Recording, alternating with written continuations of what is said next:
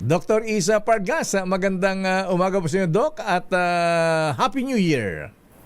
Yes, good morning. Good morning, Lakay, and Happy New Year po. Magandang umaga rin po sa lahat ng ating taga-subaybay. Ayan, long time no hear, Dr. Isa Pargas. Ayan, diretsahan na po tayo, Dr. Pargas. Ayan, ano-ano po ba itong mga sinasabi po ninyong tumaas po ng 50% ang benefit package mula po sa PhilHealth, Doc? Yes, opo, Lakay. Kung matatandaan nyo po, noong February of 2024, tayo po ay nag-increase na ng 30% para po dun sa around 9,000 case rate packages natin. And bago po natapos ang taon, ay tayo po ay nagpalabas ng polisiya, increasing our around 9,000 case rate packages for another round of 50%. And this is effective po for all admissions starting January 1 of 2025. So yun pong ating mga case rates noon na halimbawa po ay 10,000 na pakete, nung pong nag-30% tayo, naging 13,000. Ngayon po, na with another 50% round of increase, magiging around 19,000 na po siya from the previous of 10,000. Ayan, isa-isahin nga natin, Doc Isa Pargasa. Ano pong sakit ang cover dito sa pagtaas po ng 50%? Paano po yung mga cancer patients, yung pong may sakit sa puso? Opo. Ayan, please. Opo. Doon po sa ating 50% increase, ang covered po nito is around 9,000 case rate packages or yun pong around 9,000 na pagkakasakit or dahilan ng pagkakasakit or pagkaka-opera po. Pagdating naman po doon sa sakit sa puso, ito po ay in-increase natin or in-expand natin ng hiwalay, katulad po ng heart attack or acute myocardial infarction. So, in-increase po natin siya, halimbawa po, yung gamutan po dito na pagbibigay ng gamot or pagtuturok ng gamot para po matunaw yung bara ng ating heart attack. Dati po ito ay nakapakete sa around 13,000. Ngayon po ay around 130,000 na yung kanyang pakete. Kung halimbawa naman po, yung inyong heart attack ay kailangan kayong ma-angioplasty. Ayan. Dati po ay ito ay 30,000. Ngayon po ay binabayadan natin ng mahigit sa 500,000 piso or 500,000 pesos po. So, ganun din po yung ating mga kidney transplant. Kung dati po ito ay 600,000, ngayon po nung ma-expand natin, ay ito po ay umaabot na sa 800 to 2 million pesos, depende po sa klase ng operasyon na gagawin. Wow. Paano po yung mga cancer patients, Dr. Pargas, sir? Opo. Ngayon pong 2025, na at expand, yun pong ating mga cancer cases, lalong-lalo na po yung ating cancer for the liver, lung, prostate, cervical, and uterine cancer. Kung matatandaan po natin, ay nun pong 2024 around July, yun pong ating breast cancer ay na-increase na po natin from 100,000 to around 1.4 million pesos. Wow. Oho. Isa pa, Doc Isa Pargas, sir. Paano po yung mga regular na nagpapadialysis? Sila ba ay covered nito? Yes po. Actually, yun pong ating hemodialysis ay nun pa pong June natin in-increase. Actually, ng 2023 po, kinover na natin ang 156 sessions or buong taon na session ng dialysis 3 times a week. Tapos nun pong June of 2024, from 2,600 package, ginawa na po natin itong 4,000. At nun pong September, ay itinaas po natin itong muli to 6,350.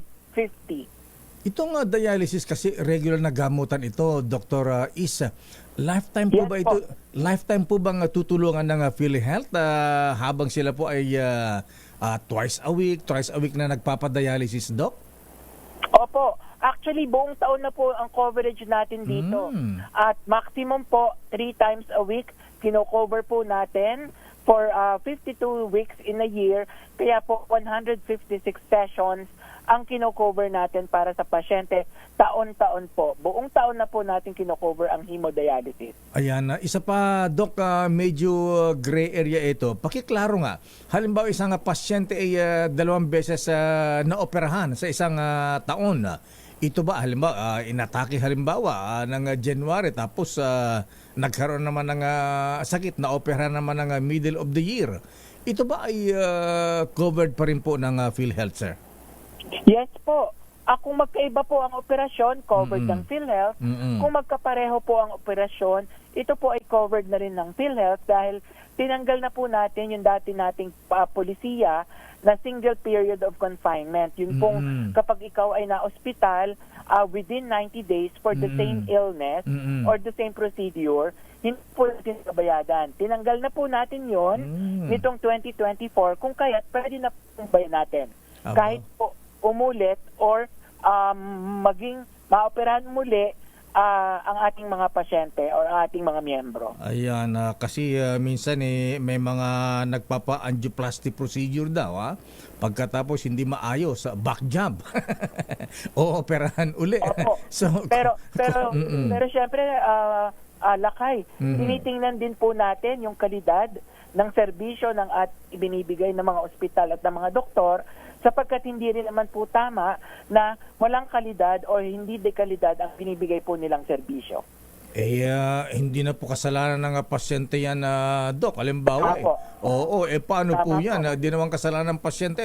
Halimbawa, ang kaya lang niya ay government hospital o kaya private na hindi naman moderno ang kanilang kagamitan. Opo. Paano po yun? Opo. Tama naman po kayo kung kaya nga po ito ay nababayadan na rin ng ating PhilHealth kung ito man po ay mauulit or magkakaroon po ng pangalawang operasyon. Pero para din po sa ospital at para din po sa doktor, dapat po ay sinisigurado natin na dekalidad na serbisyo ang kanilang ibinibigay. So, kailangan pagka nagkasakit ka, Doc, wag na sa Pipitsug yung ospital. St. Luke's na dapat, Makati Med, mga ganon. Hindi naman po dahil ang atin pong ospital, mapribado or mapapubliko ay dumadaan po sa masusing evaluation bago po sila makaparticipate sa PhilHealth. Yan po yung ating tinatawag na accreditation. Pero alam po ninyo, Dr. Isa Pargas, di mo masabi pagka emergency cases halimbawa, ordinaryo kang janitor ka sa sa Makati, halimbawa, sa Ayala. Inabutan ka ng aberya dun sa Ayala. Di siyempre, anong pinakamalapit na ospital dyan? Makati Medical Center. Di po ba? Alam nga naman pupunta. Tama po yun. Kaya po, sinasabi rin po ng ating polisiya at sinasabi rin po ng batas na kung halimbawa ikaw ay na-confine sa private or sa pampubliko, basta ang pipiliin po natin is basic or ward accommodation.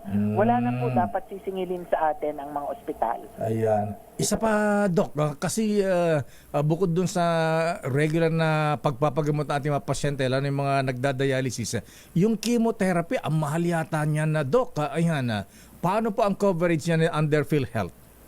Kino-cover din po natin ang chemotherapy at every session po ay meron tayong bayad or meron din po tayong coverage for that. Ayan, magkano po? Covered ba ng 50%? Baka 5% lang yan. Opo. Kasama po siya ngayon sa 50%, pero siya po ay nakalinya rin na i-review natin ngayon pong first semester of 2025 kasama po ng ibang mga cancer cases natin. Ayan ba? Maganda. Paki-enumerate nga ng ilan na, Doc, yung covered po ng pagtaas ng ng coverage ng 50%. Cancer, kidney, ano pa ba? Halimbawa po, yung pong pag-opera sa ating mga bato or bato po sa abdo, covered po natin yan. Yung pong bato sa pag-opera sa bato sa bato. Or halimbawa po, kailangan maoperahan ang ating utak or ang ating brain. Ganon din po ang pagkaka-hospital natin dahil sa UTI, dahil po sa pagkakaroon ng mild pneumonia or pagkakaroon po ng acute gastroenteritis. Lahat po ng pagkakasakit na yan ay nako-cover ng PhilHealth. Gaya po na nabanggit ko, Lakay, ito po would cover around 9,000 cases. Wow. Alam po yung Doc Isa Pargas, ang sarap pakinggan pero ito po ba ay doable? Baka mamaya pagdating naman sa ospital doon kayo sumingil sa doon kayo humingi na sa PhilHealth, wag dito sa ospital. Baka may mga makarinig po tayo ng ganyang issue, Dr. Pargas, sir. Yes po, as per policy po natin, ay dapat po ay automatic deduction ang lahat ng PhilHealth member pagdating po sa bill ng mga ospital kapag sila po ay matcha-charge na. And lakay, gusto ko rin lang pong ibalita Please, sir. na sa ngayon po, nagpalabas na rin tayo ng polisiya na yun pong mga pasyente na nadadala sa emergency room pero hindi na ako confined. Opo. Yan po ay kino-cover na rin po natin starting January 11. So yun pong mga nadadala sa emergency room pero hindi naman kailangan ma-confine, nagtigil lang po sa emergency room ng ilang oras, Opo. yan po ay binabayadan na rin natin ngayon. Ba, maganda yan, Doc Pargas. Pero alam po niyo, Doc, may mga ospital po na parang dahil may utang para po ang PhilHealth, hindi pa sila nababayaran. Minsan tinatanggihan na po itong PhilHealth. Paano po yung mga ganung issue, Doc? Malalaman na ganyang ospital ay pong ipaalam sa amin sapagkat yan po ay pinagbabawal ng ating pulisiya.